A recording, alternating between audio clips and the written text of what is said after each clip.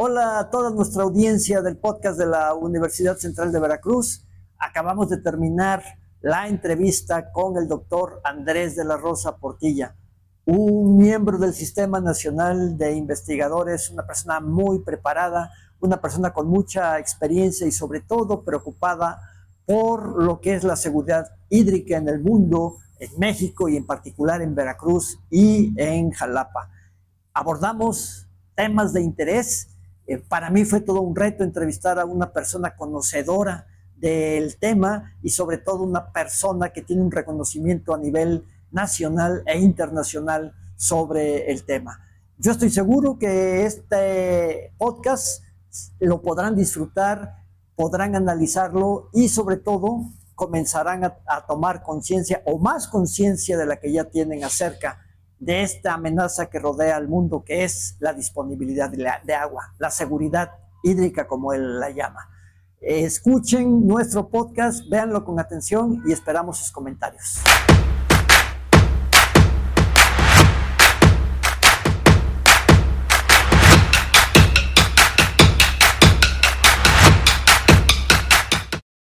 Muy buenas tardes, querido auditorio del podcast de la Universidad Central de Veracruz. Soy Jorge Rafael Pérez Moreno.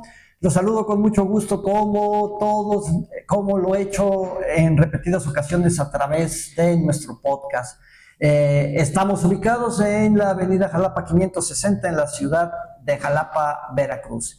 Y hoy tenemos un invitado muy especial, un invitado que viene a tratar un tema de índole coyuntural para la humanidad, para la industria, para todos los ciudadanos del mundo, especialmente de los mexicanos, de los veracruzanos y de los jalapeños, que es, en este caso, el agua. Es un experto en la materia y estoy seguro que su charla será de gran importancia y de gran trascendencia para todo nuestro auditorio. Muchas gracias por escucharnos y bueno, voy a tratar de ser breve dando una pequeña semblanza de su currículum, porque si yo tratara de leer todo su currículum, seguramente aquí nos íbamos a quedar las siguientes 2 horas, porque su experiencia y su formación profesional así lo ameritan. Me refiero al doctor Andrés de la Rosa Portilla. Él es ingeniero agrónomo por la Universidad Veracruzana, cuenta con maestría y doctorado en desarrollo regional sustentable, con nota laudatoria por promedio académico, en el Colegio de Veracruz, de lo cual puedo yo constatar porque tuve el gusto de estar en sus 2 exámenes y fueron 2 exámenes brillantísimos, y esa nota laudatoria que él nos comenta, puedo yo asegurar que efectivamente bien merecida la obtuvo, porque fueron 2 trabajos extraordinarios, hechos a base de mucho esfuerzo, pero aportando en este caso a la sociedad un bagaje de conocimientos muy extenso. También nuestro invitado ha sido catedrático en la Universidad Veracruzana, profesor invitado al posgrado del Instituto de Ecología C, instructor local para la Iowa State University, profesor investigador en el Tecnológico Nacional de México, Campus Jalapa. Actualmente realiza una estancia postdoctoral en el Instituto de Ecología AC, becado por el CONACYT por el proyecto Prospección de Inundaciones en Zonas Urbanas con Análisis Espaciales, un enfoque a través de la sostenibilidad para la adaptación ante los efectos del cambio climático. Muy interesante el postdoctorado, ha sido merecedor de becas nacionales e internacionales, se ha desempeñado en la administración pública federal y estatal en diversos cargos, cuenta con capacitaciones nacionales e internacionales en planeación estratégica, servicios ambientales, cambio climático, manejo forestal, sistemas de información geográfica y desarrollo sostenible. Y bueno, pues nos podríamos seguir leyendo su currículum. Algo que sí quiero destacar es que nuestro invitado es miembro del Sistema Nacional de Investigadores, y eso habla de su gran capacidad y de su gran calidad como profesionista. Andrés de la Rosa Portilla, muchísimas gracias por aceptar nuestra invitación, por estar con nosotros esta tarde, en donde vamos a abordar un tema toral para la humanidad, para nuestra supervivencia como seres humanos en este planeta, que es el agua. Tema que tú tienes las competencias más que sobradas para poder abordarlo de una manera clara. Bienvenido, Andrés, a la Universidad Central de Veracruz. Nos da muchísimo gusto que nos acompañes y que hayas dado un espacio en tu agenda para poder acompañarnos. Andrés, quiero comenzar contigo haciéndote una pregunta que nos hacemos todos los ciudadanos del mundo que sabemos de la importancia que tiene el agua, pero que no tenemos el conocimiento que tú tienes en el tema.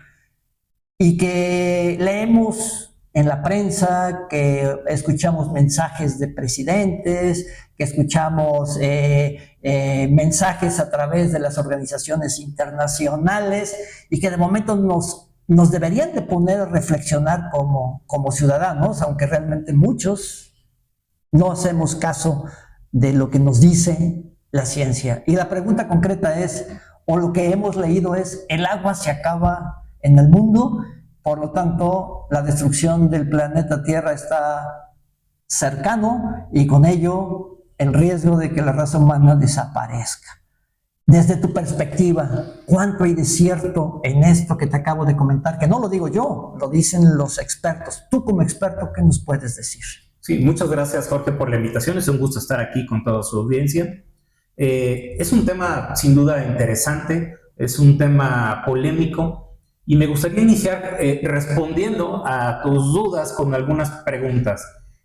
La tala clandestina, la sequía, las inundaciones, la contaminación y las islas urbanas de calor creará a la audiencia y la universidad que son problemas o resultados. Llueve más o llueve menos. ¿Qué es lo que estamos percibiendo para poder entrar en el orden, es decir, cómo están nuestros recursos hídricos?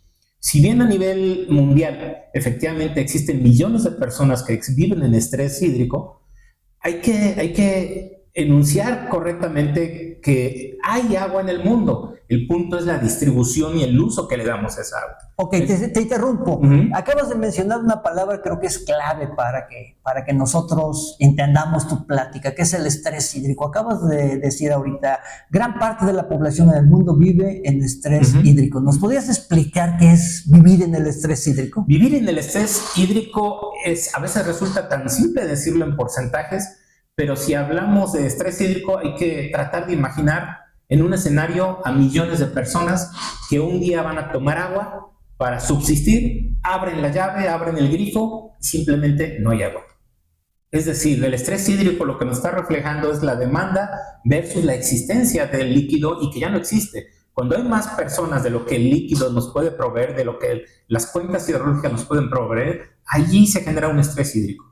Es decir, hay menos agua, pero hay mayor demanda. O sea, ¿y ese es el estado en el que el mundo está viviendo? De manera muy general, sí. Unos países lo tienen más acentuado, por ejemplo, Qatar, Emiratos Árabes Unidos, Kuwait, pero tienen otro valor, ¿no? Por ejemplo, allí hay mucho petróleo, pero no hay agua. No vamos a vivir del petróleo, pero pueden hacerse de otras herramientas. Y hay otros países como Islandia, por ejemplo, que tienen muchísima agua disponible, pero el punto es que no todo está disponible para consumo humano. Está el agua, pero no está a nuestro alcance. Ok, entonces ya después de que nos has definido correctamente lo que es un estrés hídrico, entonces, ¿cómo ves el estrés hídrico a nivel mundial?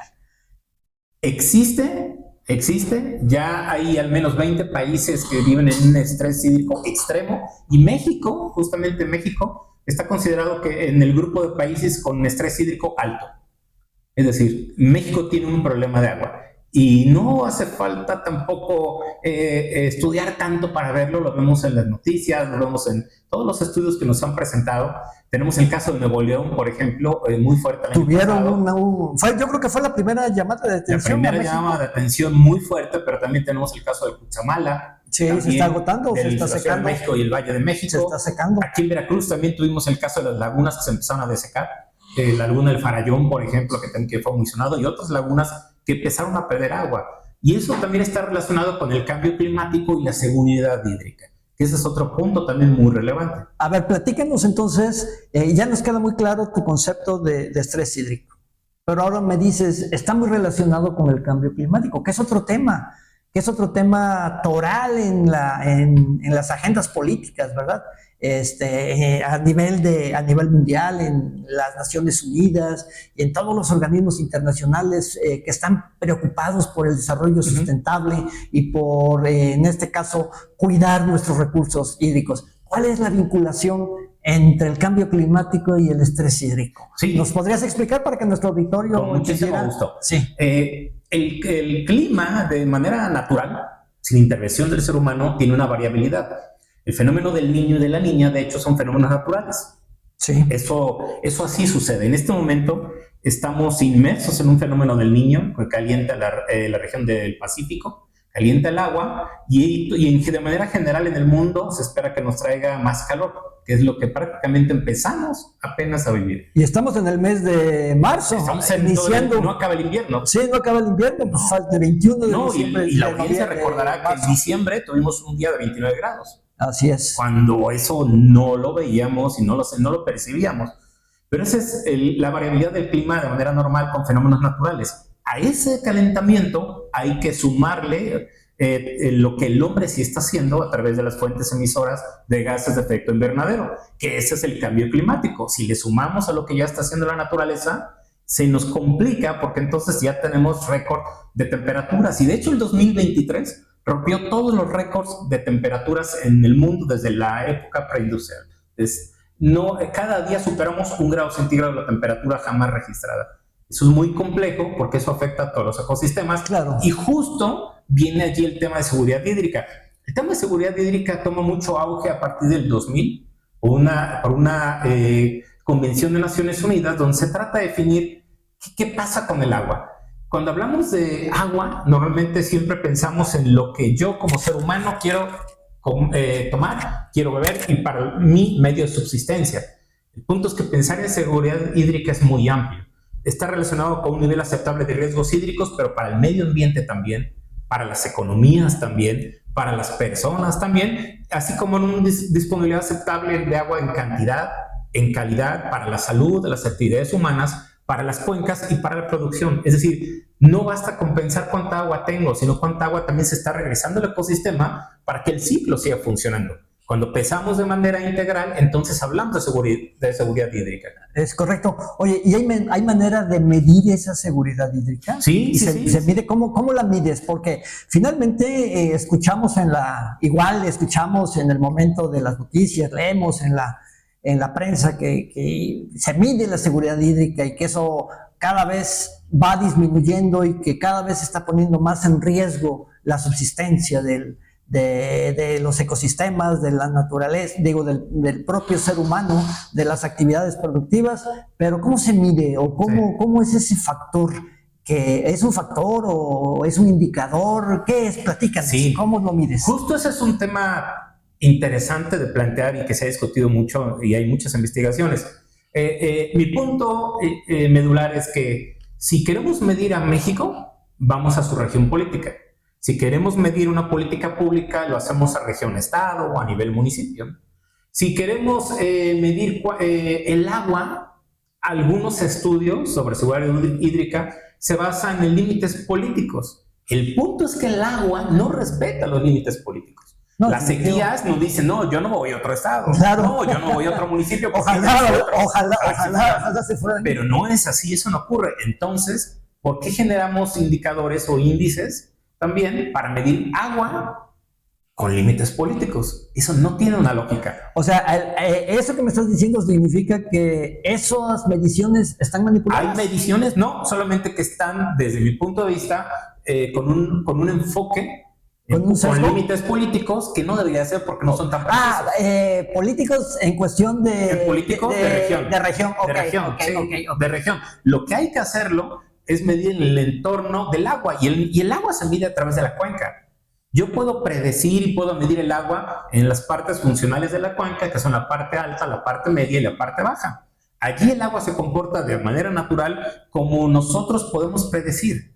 Y allí, si lo empezamos a medir así, entonces podemos sobreponer límites políticos y ahora sí poderle decir al que toma las decisiones qué puede suceder o qué debe hacer.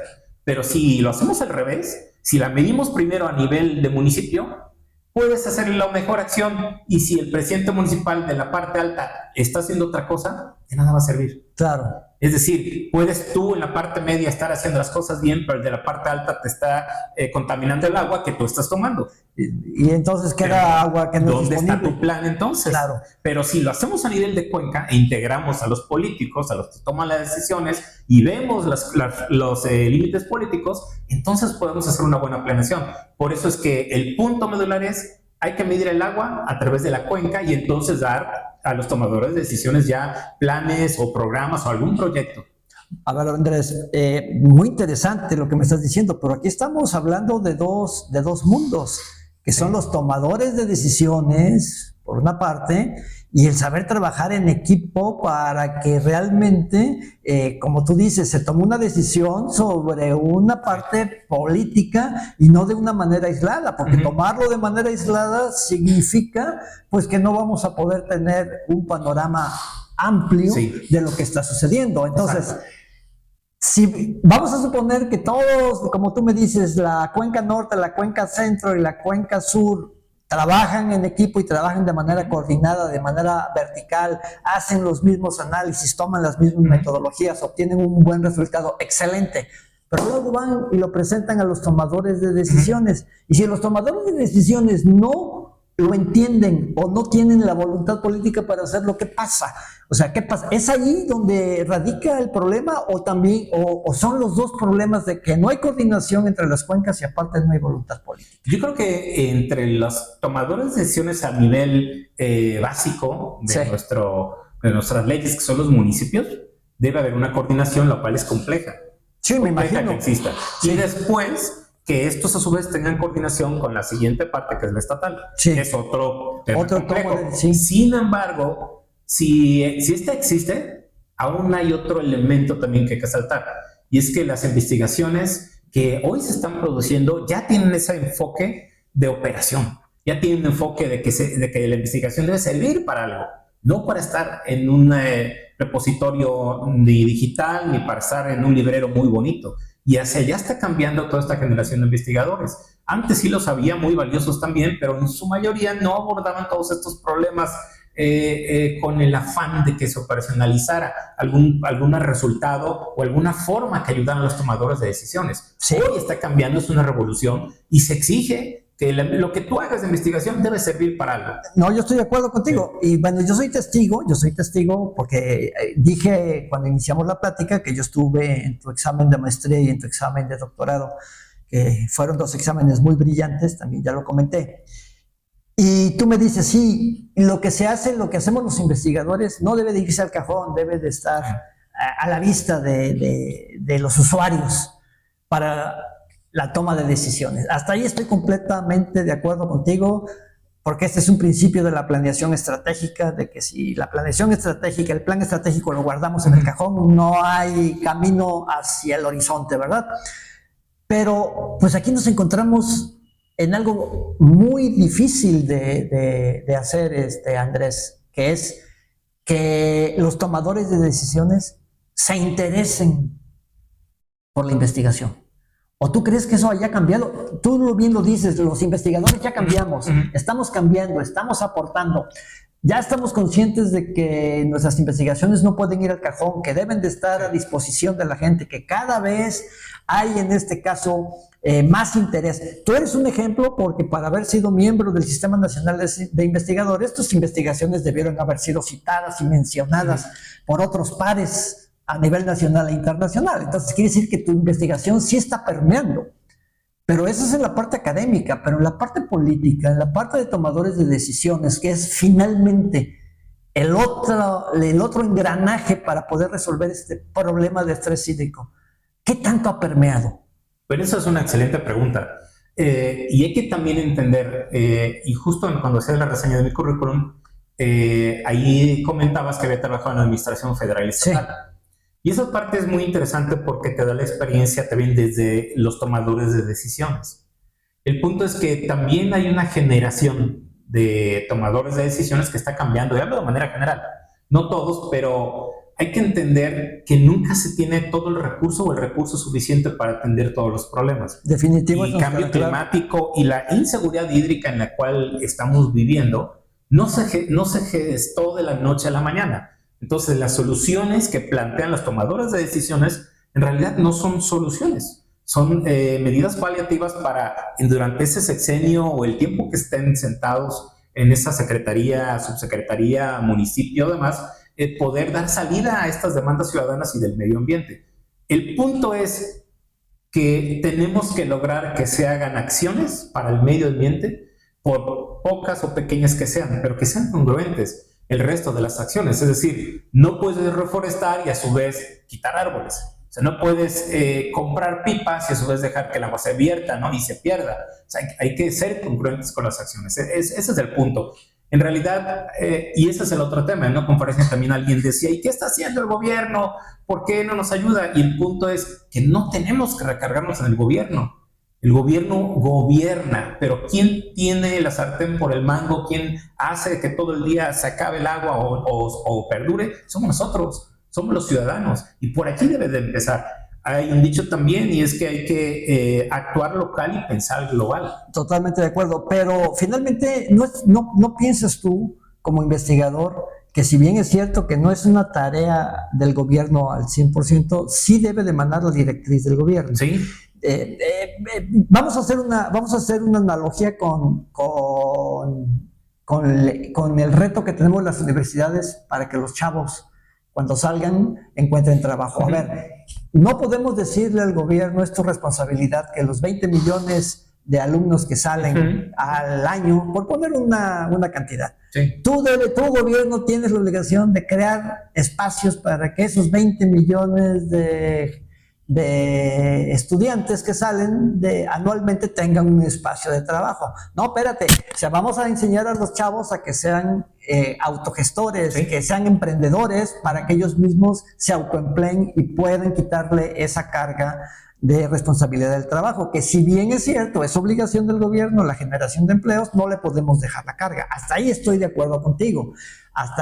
También estoy de acuerdo contigo en que me dices, no es responsabilidad 100% del gobierno resolver el problema de estrés hídrico, porque nosotros como ciudadanos pues estamos colaborando para que todo suceda. Cada vez utilizamos más gases de efecto invernadero, cada vez talamos más bosques, cada vez tiramos más desechos, etcétera, etcétera. Hasta ahí estoy de acuerdo contigo.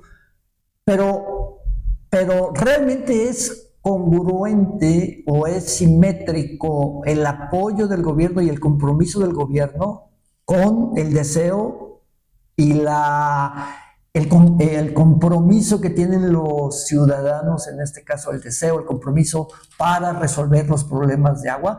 ¿O tú piensas que los ciudadanos estamos, pues es bronca del gobierno, a mí no me interesa nada? ¿Okay? Y el gobierno está en posibilidades de responder a esa necesidad o a esa apatía por parte de los ciudadanos. ¿Qué piensas? Tú has estado en los dos mundos. ¿Qué piensas? Porque oímos al ciudadano y decimos, es culpa del gobierno, y el gobierno dice, no atienden mis directrices. Entonces, a ver, platícanos, tú que has estado en los dos mundos, en el gobierno, en la investigación, en la academia, y eres ciudadano. Platícanos. Sí. Platícanos. Esa parte es muy interesante y me gustaría responderla con una analogía justo. Sí. A todo el auditorio, y sería muy interesante que hicieran este siguiente ejercicio. ¿Cuántas veces, si no es que ya lo han vivido, han visto alguna fuga en su cuadra? Y de esa fuga que han visto, tratan de recordar cuántas veces han llamado, se han tomado la molestia para llamar. Eso es verdad. Y decir hay una fuga. Eso es ¿Cuántas verdad. veces lo hemos hecho? Eso es verdad. Yo creo que de la cuadra, si contáramos a todas las personas, tal vez 2 personas, 3 personas lo hacen.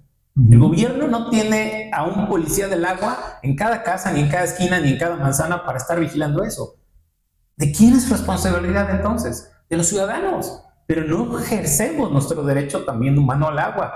Lo vemos y es más fácil esperar a que alguien más lo haga. Eso es algo muy humano. Pero en este momento ya no podemos darnos esos lujos. Si vemos una fuga del agua, llama a una sola persona. Es posible que alguna administración no lo tome, mejor dicho, a la ligera, porque si solamente llama a alguien, es posible que esté saliendo apenas unas gotas de agua. Pero si toda la cuadra empezara a llamar, que no nos cuesta nada, o empezaron a postear en redes, hay una fuga, aquí estaba la foto, tiene tantos días, es urgente que vengan. Yo creo que el gobierno reacciona de una forma diferente. También por temas políticos, porque hay que atender ese problema, pero también porque hay una ciudadanía que está comprometida con el problema y quiere en ese momento solucionarlo y está exigiendo de manera pacífica que se resuelva.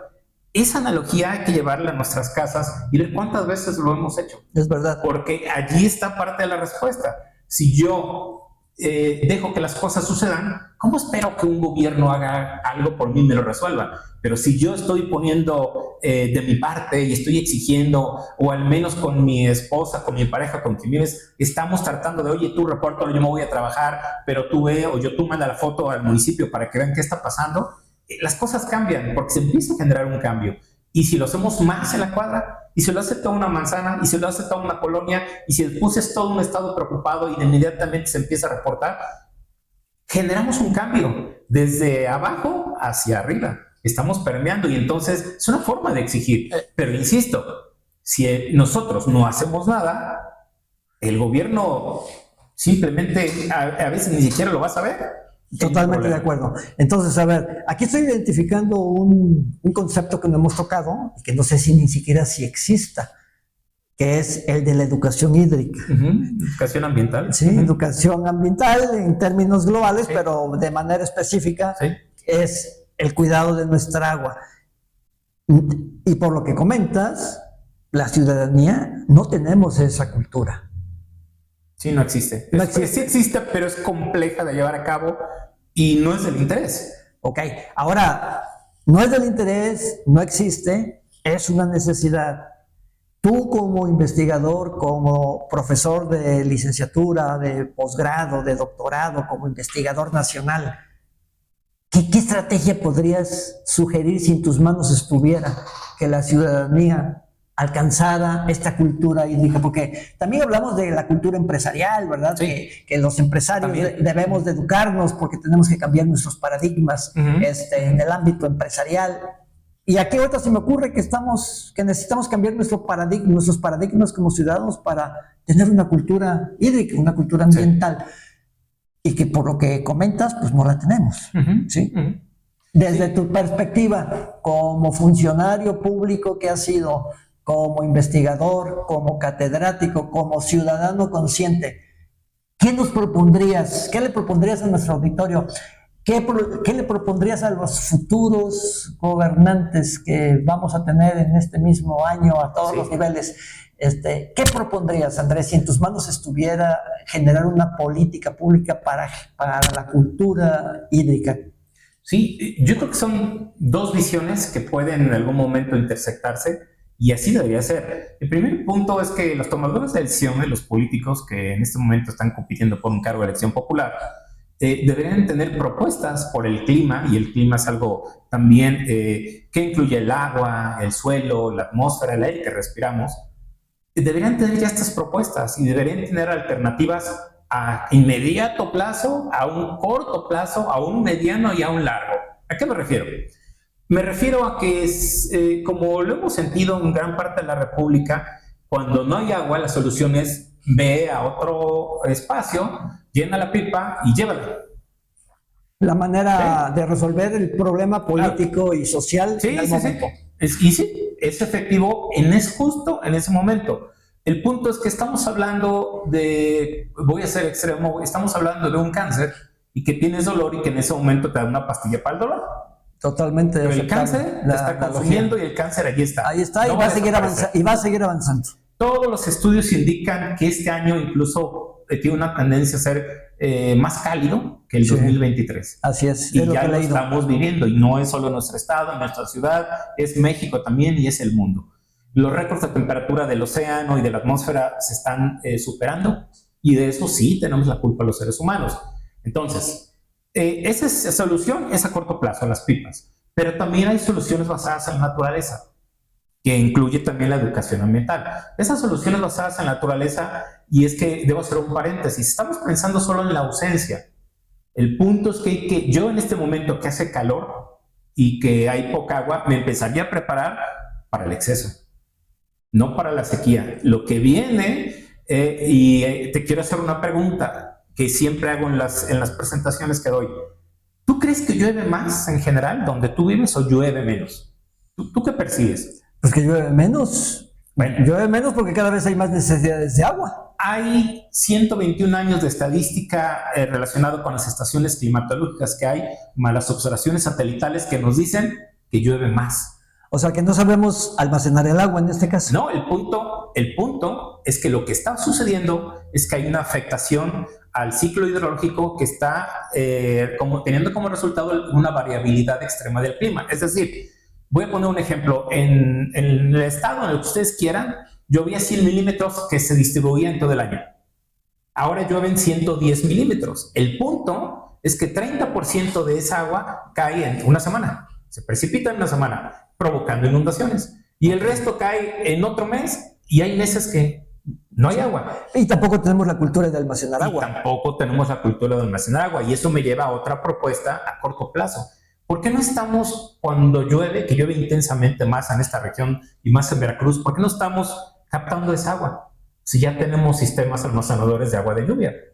¿Por qué no lo hacemos? ¿Por qué no hay una política desde todos los niveles del gobierno que diga voy a financiar, voy a ayudarte a financiar si tú no tienes los recursos para captar agua cuando hay mucha, para que aparte tengas un almacenaje, tengas un aljibe o tengas un gran tinaco y cuando no tengas agua, bueno, allí puedes tener una reserva. No, estoy de acuerdo, pero nuevamente aparecen los dos factores que deben de trabajar de manera totalmente coordinada, la sociedad y el gobierno. Otra vez. O sea, pero ahí un político puede dar una opción a muy corto plazo, que es la pipa. Ese es inmediato, pero luego a un plazo pues mediano donde captas agua y también a un plazo también pues un poco a largo, medio largo diría yo, donde haces estos jardines infiltrantes de agua para que esa agua, en lugar de que se inunde, vaya al subsuelo y se sigan recargando. Y a largo plazo haces ejercicios de reforestación urbana para prevenir los efectos del calor a través de evitar las islas urbanas de calor. Entonces, tendrías acciones que sí satisfagan a la población de inmediato, a mediano y a corto y a largo plazo. O sea, tendrías todo. Y como ciudadano, de nada servirían esas acciones si no pensamos en gastar menos y ahorrar, que son cosas diferentes. Y me explico. Cuando yo me trato de bañar en 5 o 10 minutos o no me resuelvo en la regadera, o simplemente cuando yo sé que va a haber estiaje, que ese día no voy a tener agua, y aparte meto una cubeta en la regadera para que en lo que sale el agua caliente o me estoy enjabonando se llene y después la utilizo en el WC, yo estoy ahorrando agua. Totalmente. Estoy ahorrando agua, pero también puedo almacenarla. Es decir, si tengo la posibilidad de solo tengo un tinaco, puedo poner 2 tinacos. Entonces yo me estoy almacenando. Pero si aparte de almacenar ahorro, esa agua que normalmente me duraría 3 días me puede durar 2 semanas. Y eso es un ejercicio que yo practico. En la casa donde vivimos tenemos 2 tinacos también. Estamos pensando también instalar estos sistemas captadores de agua de lluvia, pero también hacemos este ejercicio. Entonces, el agua que antes nos duraba 3 días cuando no había estiaje, ahora nos dura hasta 8 días y tiene una vida normal, o sea, normal en las funciones básicas. ¿Y por qué hago hincapié en esto? Hay una estadística que dice que más del 60% del agua que utilizamos se va en el baño y en el WC. Sí. En bañarnos y en el WC. Sí. Entonces, ¿dónde hay que hacer las acciones principales? Se puede hacer en otros lados, pero allí es estratégico. En nuestra casa. Es estratégico en la casa y en el WC y en el baño. Ok. Bañarnos. Excelente, Andrés, es muy congruente lo que mencionas y ojalá quienes nos escuchan lo entiendan. Mi siguiente pregunta sería, ¿has llevado estas propuestas a foros políticos? Porque vamos a hablar ¿has llevado estas propuestas a la educación ambiental, digamos, en las escuelas? ¿Has hecho alguna propuesta a la Secretaría de Educación para que así como nos han enseñado a ahorrar la luz y que la energía renovable, etcétera, ahora aprendamos a ahorrar el agua? De hecho, la parte más interesante de esto es que, aparte de sí hacerlo y mencionarlo en las charlas que doy, en las ponencias, en las clases, es que sí están. O sea, esto no es algo nuevo, es algo que ya está. Es lógico. Es lógico, de manera natural. Es lógico. Hacerlo. Pero bueno, es que una cosa es que sea lógico y lo lógico no significa que lo hagamos. Sí, y el punto es que debemos tomarlo no como un hobby. El tema aquí es que antes hablábamos, yo recuerdo tan solo cuando era niño y pensar en pagar por agua era algo muy extraño. Pero hoy pagamos más caro un litro de agua que un litro de lo que tú quieras imaginarte. El agua es muy cara. Sí. Pensar en nuestra región en que no íbamos a tener agua, eso no era posible. Hoy vivimos con estiaje, vivimos y con calor, con un calor anormal y también derivado del cambio climático, y eso nos tiene que mover como sociedad, porque la educación ambiental ha estado allí. El punto es que no se tomaba en serio porque no lo percibíamos.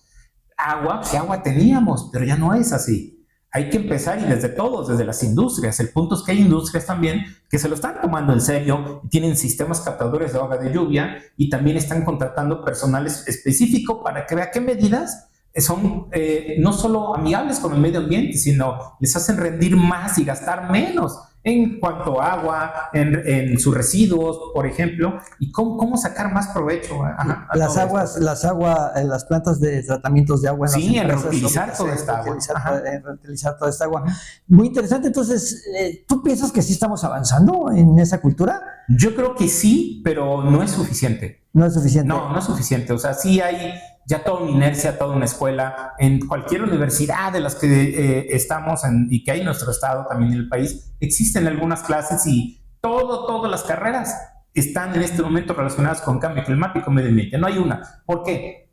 La carrera que sea más exitosa, si no toca el tema de medio ambiente, no lo procura, no lo cuida, o no ve la forma de cuidar su huella hídrica, simplemente no va a tener un éxito.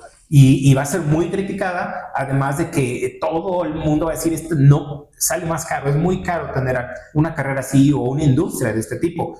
Y vayamos otra vez, nos transportamos al hecho de Nuevo León. Es un líder en la industria, empresas, industria y demás. ¿Qué sucedió?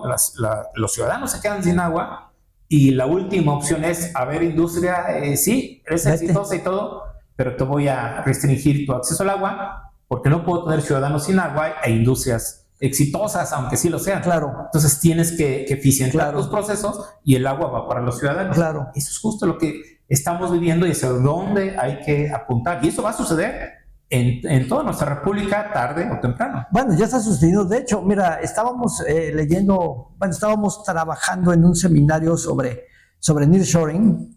Y entonces, bueno, pues cuando las empresas extranjeras buscan su relocalización en un país nuevo, pues piensan en México, entre muchas cosas, pues por las ventajas comparativas que tiene en cuanto a mano de obra, en cuanto a condiciones climáticas, etcétera, etcétera. Pero pues ahora resulta que el nearshoring en México pues va a enfrentar problemas serios porque la mayoría de las empresas no tiene acceso al agua. No tiene acceso al agua, y entonces ese paraíso que es México para poderse instalar empresas extranjeras, pues ahora se encuentra que cuando quiere ingresar a México, pues su limitante es la no disponibilidad del agua, porque el agua es muy cara. Entonces, ¿de qué sirve que yo tenga mano de obra barata? ¿De qué sirva que yo tenga otros servicios baratos si finalmente el agua, que es vital para mi proceso, es carísimo o es escaso o me está limitando la instalación? Entonces, eso es desde el punto de vista de empresa, de negocio, de crecimiento económico. Pero también estamos de acuerdo que lo que tú hablas es de subsistencia. Sí. Entonces, ¿de qué sirve tener mucho dinero? Pues si no vamos a tener agua, ¿verdad? Uh-huh. Sí, y tú sabes que el campo pues es otro de los sectores que está totalmente aplastado por la carencia de agua. El sector ganadero, ¿cuántas cabezas no se mueren de ganado al año por falta de agua? Los rendimientos por hectárea son menores por falta de agua, ¿sí? Entonces, bueno, pues todo eso nos lleva a reflexionar, pues, que hay dos caminos: la política pública y la educación de los ciudadanos. Sí, y tenemos que hacer frente, y aquí es importante tener unas estadísticas que son muy parecidas a nivel mundial, a nivel país y a nivel estatal. El 70% del agua se usa para la agricultura. Sí. Casi siempre es así. Un 20% se usa para la industria y un 10% para nuestros hogares. El punto es que hay quien dice, bueno, entonces, ¿para qué? ¿Para qué hacerlo? Y la respuesta siempre es la misma. Bueno, tú no tienes que estar viendo qué hace mal. tu vecino, qué hace mal la otra persona. Tú tienes que preocuparte por ti mismo y tener agua por ti mismo. Si tú cuidas tu agua, si tú ahorras agua, vas a tener un poco más que el que no lo hace. Pero si todos lo hacemos, todos vamos a ganar y vamos a tener más agua. ¿A qué me refiero? Hay también ya alternativas para la agricultura para reutilizar estas aguas residuales, pero deben tener un tratamiento. Allí donde surte efecto las soluciones basadas en naturaleza. Una planta de tratamiento es muy cara, pero una solución basada en naturaleza como un humedal construido no lo es tanto. Y ese podría ser una de las salidas para tratar de ayudar del tema del gasto del agua en agricultura. No quiero satanizar el tema de decir que esté mal. Está bien, la mayor parte de la población vive en las ciudades y tenemos que comer, pero también hay que ser congruentes con todo lo que cuesta producir esos alimentos, porque va a llegar un momento en que no habrá alimentos, no va a haber agua, porque no optimizamos su uso. Ahora, ¿qué hacer también como ciudadanos? Y eso es algo muy interesante, y lo mencionabas a los tomadores de decisiones. Justo tenemos un ejercicio democrático el 2 de julio, que se aproxima, y es muy interesante salir a ejercer ese derecho que tenemos, salir a votar por las y los candidatos, ¿no? Hay que hacerlo, pero a mí me gusta siempre pensar y decir que hay que votar por el clima.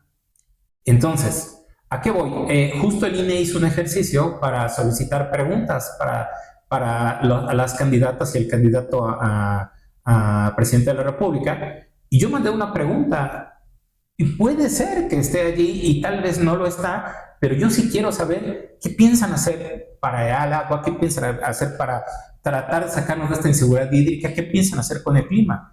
Y voy a votar con el que me dé la mejor respuesta o los planes más concretos y reales. Porque si me dicen, yo voy a acabar con todos los problemas del agua, eso no es cierto. No, es eso la demagogia, ¿no? Sí, pero eso si son acciones reales, es posible hacerlo. Y lo mismo hay que hacer a nivel regional. O sea, lo mismo hay que hacer. Con los diputados.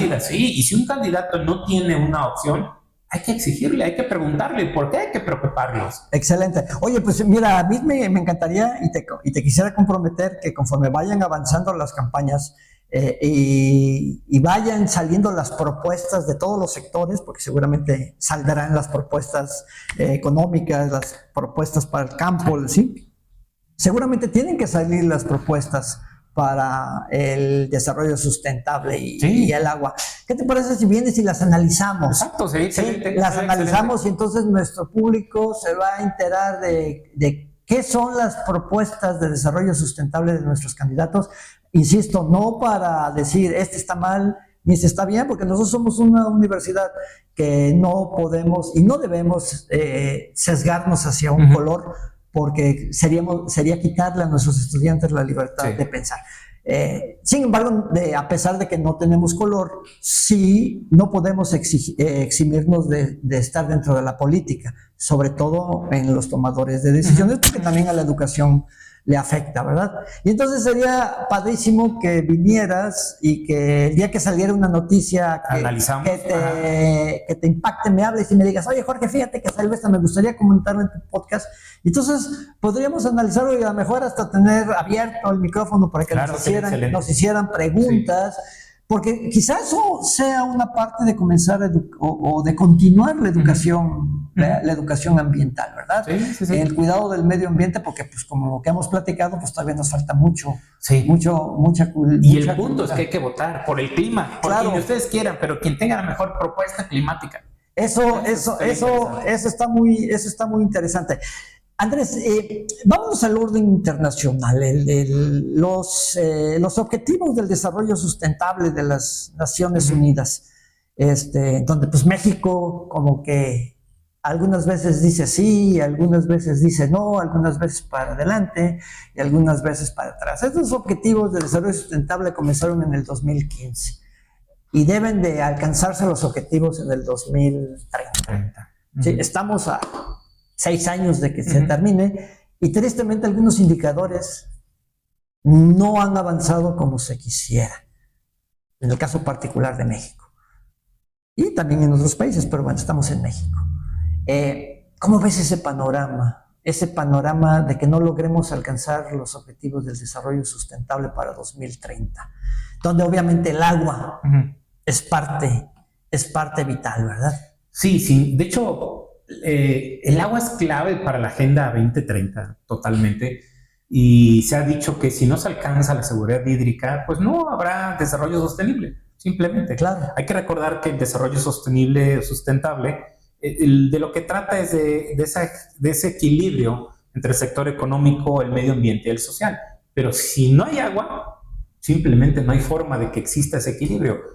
Es complejo, pero también hay que tener en cuenta algo. El cambio climático y lo que estamos sintiendo hoy derivado de los efectos del cambio climático no nació en 15 ni en 30 años. O sea, desde la época industrial estamos afectando todo nuestro La revolución ambiente. industrial comenzó con el declive del medio ambiente. Sin embargo, con nuestra forma de organizar y política en el mundo, nos ponemos periodos, yo considero muy cortos para poder tener grandes resultados. A 15 años, a 30 años, esto nos va a tomar 50 o 100 años para poder ver algunos resultados. ¿Y habrá tiempo, Andrés? Sí, ¿Habrá tiempo? es complejo. Justo el secretario de las Naciones Unidas declaró el año pasado, dice, ya no estamos en cambio climático, estamos en la ebullición climática, y justo por el tema de las temperaturas. Pero es posible. Yo creo que el peor error que podemos cometer es cansarnos, y si no se cumplen los objetivos de desarrollo sostenible, decir, no se cumplieron, qué lástima, ya no lo logramos. El punto es ver hasta dónde alcanzamos, aprender estas lecciones que nos va a dejar esta agenda, ver en qué nos equivocamos, todos, y ver cómo podemos mejorarlo, y tal vez volver a hacer otro plan. Es decir, cuando alguien en nuestra familia se equivoca, no lo sacamos de nuestra familia. Tratamos de ver qué cosa pasó y ver cómo redoblamos el esfuerzo y cómo hacemos mejor a esta persona en nuestra familia. Lo mismo pasa con el clima y nuestras decisiones. Se vale equivocarnos, pero no se vale equivocarnos en lo mismo. Hay que tratar de trascender estos errores que cometimos, ver en qué no pudimos lograr en la agenda y sobre todo reflexionar por qué no lo hicimos.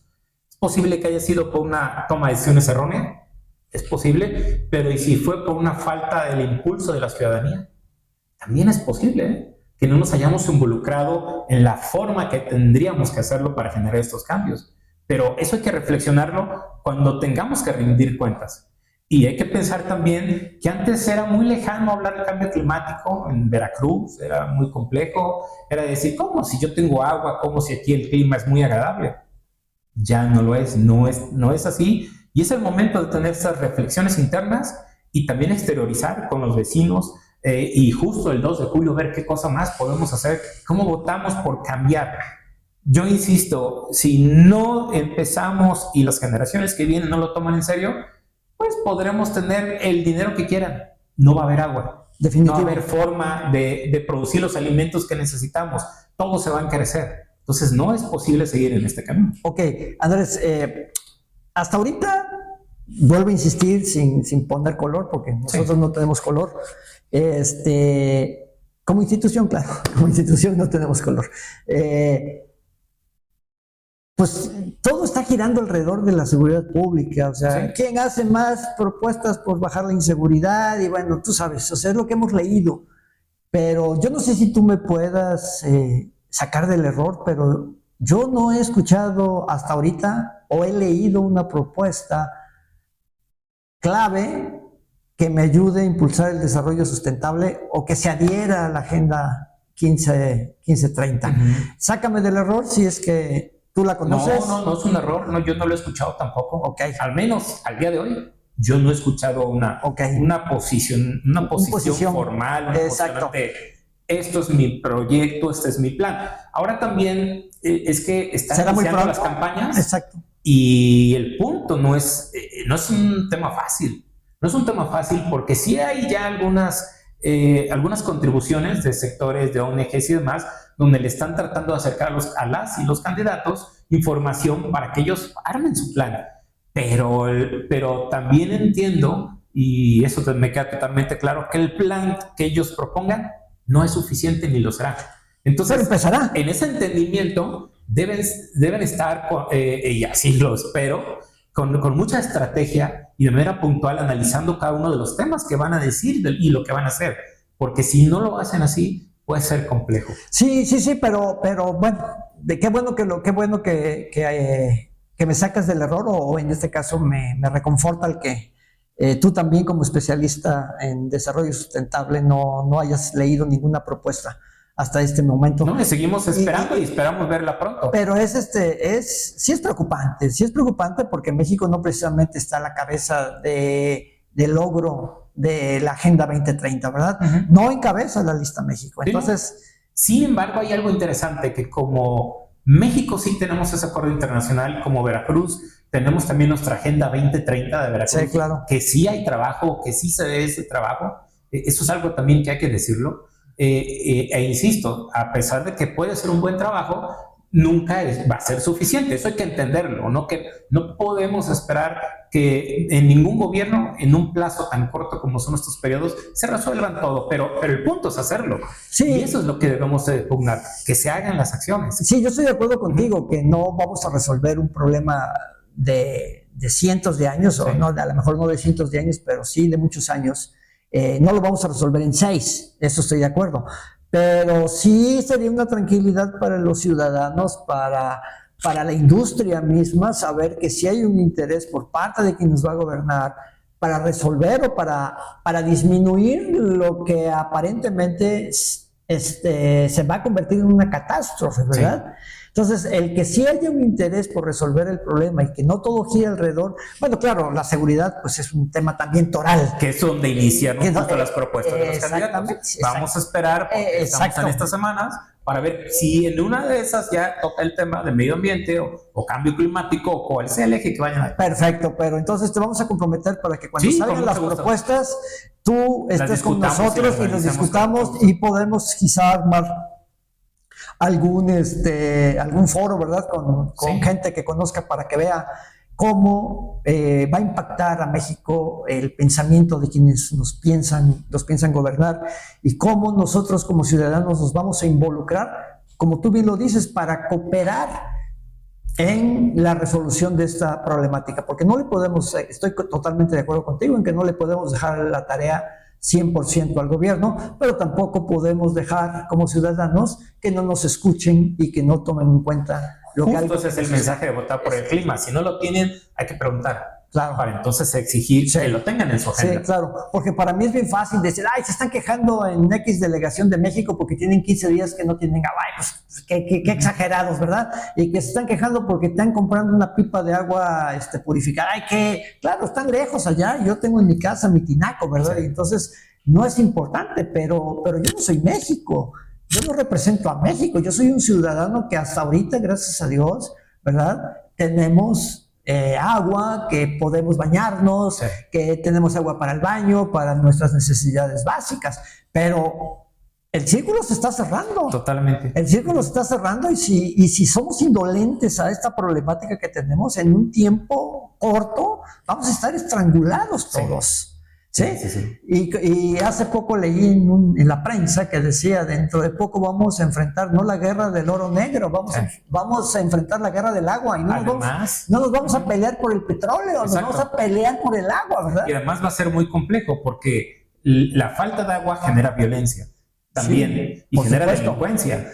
Y la falta de agua también genera enfermedades, lo cual genera también gastos, insumos, perfecto, médicos, o sea, y es muy complejo. Perfecto. Andrés, desgraciadamente el tiempo se nos acaba. Me hubiese encantado abordar el tema particular de Veracruz, ¿sí? Y de México, ciudad, de Jalapa, sí, y de Jalapa. Sí. ¿Qué te parece si te comprometo a que vengamos a otro podcast para hablar exclusivamente de Veracruz? Con mucho gusto. De Jalapa, claro, y sí, te comprometo también para que vengas a hablar de las iniciativas, de las propuestas, las y los candidatos. Las candidatos para el próximo sexenio. ¿Te parece? Claro, con muchísimo gusto. Ok, me gustaría que cerraras con un mensaje para nuestro auditorio fuerte, que los impacte, que se les quede. Así como iniciamos diciendo que el agua se acaba y que la humanidad se acaba, danos un mensaje fuerte. Hay algo muy simple que debe de permear. Ya lo dijimos, debemos actuar local y pensar global. Pero tenemos que poner nuestro grano de arena para ganarnos esa gota de agua que tenemos que hacer. Si no, no hay forma. Y si no votamos este 2 de julio y no votamos por las acciones por el clima y no las exigimos, no nos quejemos. Entonces, después de lo que suceda, porque no exigimos y no pudimos ir a ejercer ese derecho. Esto es medular. Tenemos que observar, analizar esas opciones. Ningún otro apoyo nos va a dar agua. si no hay una opción o algunas medidas de mitigación que las y los candidatos nos ofrezcan. Hay que ejercer ese derecho y hay que votar por el clima y por las mejores opciones que tengamos al respecto. Ok, pues yo te felicito y que sigan los éxitos, estimado Andrés. Gracias, Jorge. Que siga el Sistema Nacional de Investigadores creciendo, que sigas consolidándote en el ámbito nacional, que seas un portavoz de este problema tan grande que nos acecha, y hago votos pues para que tengas las palabras adecuadas para que lleguen nuestros candidatos, a nuestros gobiernos, para que realmente nos veamos favorecidos como sociedad. ¿Sí? Yo, sabes que este es tu espacio, que las universidades tenemos la obligación de impulsar proyectos, tenemos la obligación de educar a nuestros estudiantes, de darles un mensaje positivo, no solamente actuar como antes de que apareciera la palabra desarrollo sustentable. Produce, genera y no te preocupe lo que está a tu alrededor. Entonces, genera, pero cuida tu medio ambiente, cuida el agua, porque también es derecho de tu familia y es el derecho de tus hijos y es el derecho de tus nietos. Y eso como universidad lo tenemos. Entonces, este tipo de foros y la presencia de gente tan conocedora y tan preparada como tú en el tema nos da la oportunidad de mandar este mensaje a nuestros escuchas. Entonces, pues te agradezco mucho que estés con nosotros. Fue un placer haberte escuchado. Y bueno, hay muchas cosas más que te quisiera yo preguntar, pero como te digo, no vamos a hacer un podcast de 2 horas. Que va a ser muy difícil que alguien lo pueda pero escuchar. Pero con gusto lo platicamos. Exactamente. Pues te agradezco mucho, Andrés. Muchísimas gracias. Soy Jorge Rafael Pérez Moreno desde el podcast de la Universidad Central de Veracruz en la avenida Jalapa 560 en la capital del estado de Veracruz. Muy buenas tardes. Buenas tardes.